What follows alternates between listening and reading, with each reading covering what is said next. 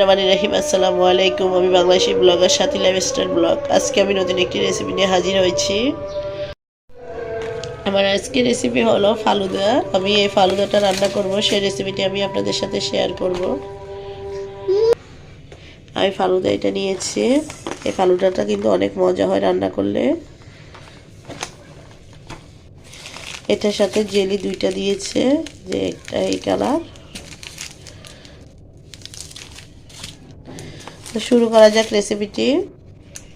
এই ফালুদাটার ভিতরে প্যাকেটের ফালুদাগুলো কিন্তু অন্যরকম। এই যে দেখুন, নানা ধরনের কালারের আছে। এটা কিন্তু রাঁধুনি ফালুদার মতন না। তো আমি এই জন্য এটা রান্না করব। এটা রান্না করার জন্য ফালুদাটা রান্না করার জন্য আমি এখানে 1 কেজি দুধ নিয়েছি। দুধটা জাল হয়ে এসেছে, ভালোভাবে জাল দিয়ে রেখেছি। দুধটা ভালোভাবে জাল হয়ে গেছে। এই পর্যায়ে আমি ফালুদাটা দিয়ে দেবো। এটা ফ্রেন্ডস ইনস্ট্যান্ট ফালুদা। আমি এটা পুরোটাই দিয়ে দেবো।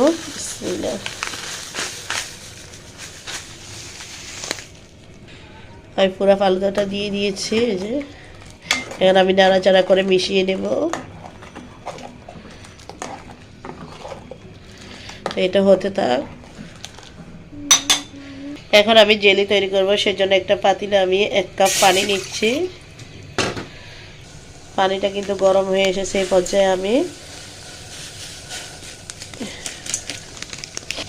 জেলিটা ঢেলে দিলাম।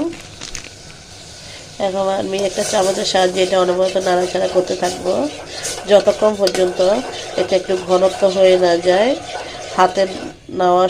হাতে যখন আমি নেব তখন এটা একটা তার ভাব হবে, ততক্ষণ পর্যন্ত আমি করবো। আরেকটু আমি পানিটা এখানে 1 কাপ পানি দিয়েছি, তো এটা আধা কাপ হওয়া পর্যন্ত অপেক্ষা করব। আধা কাপ হওয়ার পরে আমি এটা একটা প্লেটে ঢেলে নেব।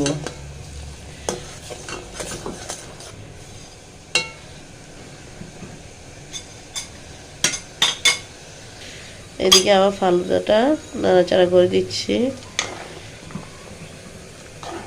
এটাতে আমি আর কিছু দেব না। এটা ঘন হয়ে আসুক, ঘন হয়ে আসবে আর সেমাইয়ের মতন এগুলো কিন্তু সিদ্ধ হয়ে আসবে ফালুদাটা। জেলিটা কিন্তু 1/2 কাপ হয়ে গেছে। এই পর্যায়ে আমি নামিয়ে ফেলবো। আমি এটা একটা প্লেটে ঢেলে নিয়েছি। এখন আরও 1 কাপ পানি দিয়েছি পাতিলে। আমি এই কালারটা দিব। পানিটা গরম হয়ে আসুক। পানিটা গরম হয়ে এসেছে। এই পর্যায়ে আমি এটা ঢেলে দিব। এটাও 1/2 কাপ হয়ে আসুক। আমার এই জেলিটাও 1/2 কাপ হয়ে গেছে। এটাও আমি ঢেলে নেব। এটাও আমি ঢেলে নিয়েছি। এগুলো ঠান্ডা হওয়া পর্যন্ত অপেক্ষা করতে হবে। একটু ঠান্ডা হওয়ার পরে আমি ডিপ ফ্রিজে রেখে দেব। এদিকে আমার ফালুদাটা প্রায় সিদ্ধ হয়ে এসেছে, ঘন হয়ে এসেছে। এটা আরও ঘন হবে। আরও কিছুটা ঘন হওয়া পর্যন্ত আমি অপেক্ষা করব। আমি আরও 1 মিনিট চুলে রাখবো। এটা হতে থাক। এই পর্যায়ে কিন্তু এটা ঘন ঘন নাড়তে হবে, আর চুলার আঁচটা একটু কমিয়ে দিতে হবে, নাহলে তলায় লেগে যাবে। এই দেখুন, এটা ঘন হয়ে গেছে। যে ঘনত্বটা,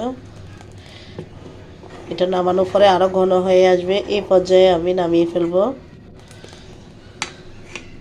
আমার রেসিপিটি যদি আপনাদের কাছে ভালো লেগে থাকে তাহলে আমার চ্যানেলটিকে লাইক, কমেন্ট, সাবস্ক্রাইব করে আমার পাশে থাকবেন। ভালো থাকবেন, সুস্থ থাকবেন। আল্লাহ হাফেজ।